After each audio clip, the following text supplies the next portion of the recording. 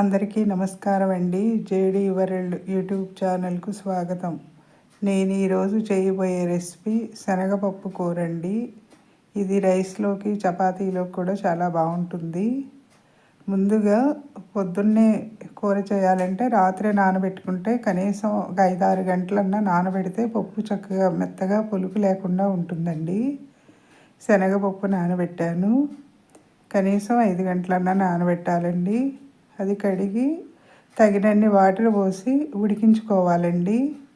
కొంచెం మెత్తగా నేను ఇలా పొంగు వచ్చినప్పుడు పొంగు తీసేసి కొంచెం ఆయిల్ వేస్తే పప్పు చాలా రుచి ఉంటుంది, బాగుంటుందండి.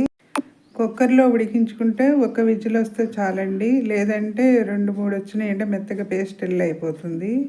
ఇలా పై తేట పైచి ఉంటుంది అంటారు అమ్మ వాళ్ళు. అందుకే ఇలా ఉడికించుకుని ఇప్పుడు ఉడికింది లేనిది ఒకసారి చెక్ చేసుకోవాలండి. పప్పుని తెలుస్తుంది, మనం చేతితో బట్టి నొక్కితే తెలుస్తుందండి. ఇది చాలా టేస్ట్ ఉంటుందండి. ఇదివరకు కూరగాయలు ఒక్కొక్కసారి లేనప్పుడు ఇదే చేసేవాళ్ళు. ఇలా ఉడికించి పెట్టుకున్నానండి. శనగపప్పుని ఎక్కువ చేస్తూ ఉండేవాళ్ళు. ఈ సమ్మర్ వస్తే కొంచెం కూరగాయలు తగ్గుతాయి కదండి ఎండలు వచ్చినాక. అలాగే మీడియం సైజు 2 ఉల్లిపాయలు తీసుకుని ముక్కలుగా కట్ చేసి పెట్టుకున్నానండి. ఇది కూర గుజ్జు కోసం. అలాగే స్టవ్ వెలిగించి దాకపెట్టానండి. దీనికి తగినంత ఆయిల్ వేసుకోవాలండి. ఇది ఫ్రీడమ్ ఆయిలేనండి, రిఫైండ్ ఆయిల్. అలాగే ఈ పోపుకి కొంచెం మినపప్పు, అలాగే ఆవాలు, అలాగే జీలకర్ర వేసుకోవాలండి. వేసి దీంట్లో మనం ముందుగా కట్ చేసి పెట్టుకున్న ఉల్లిపాయ ముక్కలు వేసుకోవాలండి. ఈ కూర చాలా టేస్ట్ ఉంటుందండి. అప్పుడప్పుడు ఇదివరకు వంటలు కూడా చేసుకోవాలి కదా, అందుకే ఈరోజు శనగపప్పు చేస్తున్నానండి. ఈ శనగపప్పుతో పాటు కొబ్బరి కూడా వేసుకోవచ్చు, కానీ నేను ఇది ఈరోజు శనగపప్పు కూరే చేస్తున్నాను. దీంట్లో ఉల్లిపాయ వేసిన తర్వాత కొంచెం పసుపు వేసుకోవాలండి. కూర కలర్ ఉంటుంది, హెల్త్కి కూడా మంచిదండి, యాంటీబయాటిక్ కదా పసుపు అనేది. అందుకే దీనికి ఇప్పుడు తగినంత సాల్ట్ వేసుకోవాలండి. ఉల్లిపాయ త్వరగా మగ్గుతుంది సాల్ట్ వేయటం వల్ల. ఇప్పుడు ఇది మీడియం ఫ్లేమ్లో ఉంచి ఒకసారి ఒక 5 మినిట్స్ కలిపి మూత పెడితే ఉల్లిపాయ అంతా కూడా మగ్గిపోతుందండి మెత్తగా. ఇప్పుడు ఒక 5 మినిట్స్ అయిన తర్వాత మూత తీసి చూస్తే ఉల్లిపాయ మగ్గిపోయిన తర్వాత మనం ముందుగా ఉడికించి పెట్టుకున్న శనగపప్పు వేసుకోవాలండి. దీనిలో శనగపప్పు టేస్ట్ కూడా బాగుంటుంది కూర.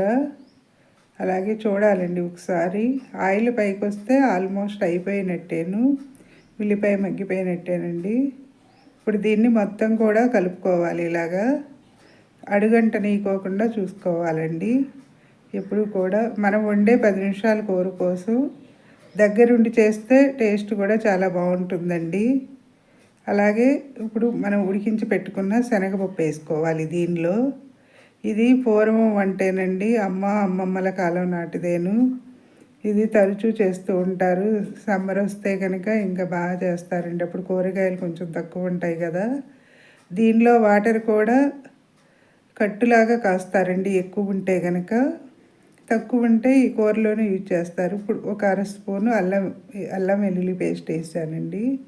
వేసి మొత్తం కూడా కలుపుకోవాలి. మసాలా ఫ్లేవర్ ఉంటే చాలా బాగుంటుంది ఈ కూర, శనగపప్పు కూర టేస్టు. అలాగే మొత్తం కలిపిన తర్వాత ఇప్పుడు దీనికి తగినంత కారం వేసుకోవాలండి. కారం పప్పు కూరల్లో కొంచెం తక్కువే పడుతుందండి. మొత్తం కూడా ఇలా కలపాలి ఒకసారి.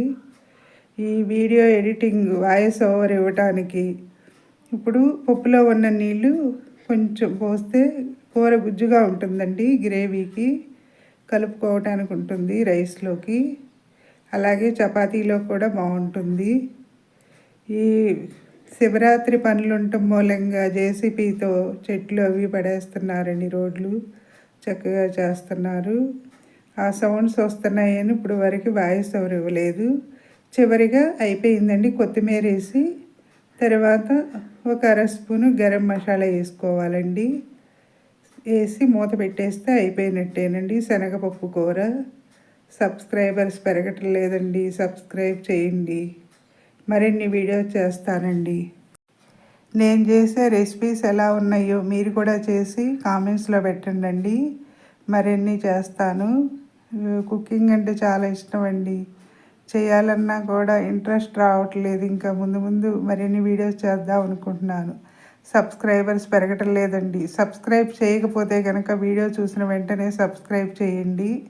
ఇది పురాతన వంటకమేను, శనగపప్పు కూర. నచ్చితే లైక్ చేయండి, షేర్ చేయండి, సబ్స్క్రైబ్ చేయండి. మీ లక్ష్మీ కుమారి.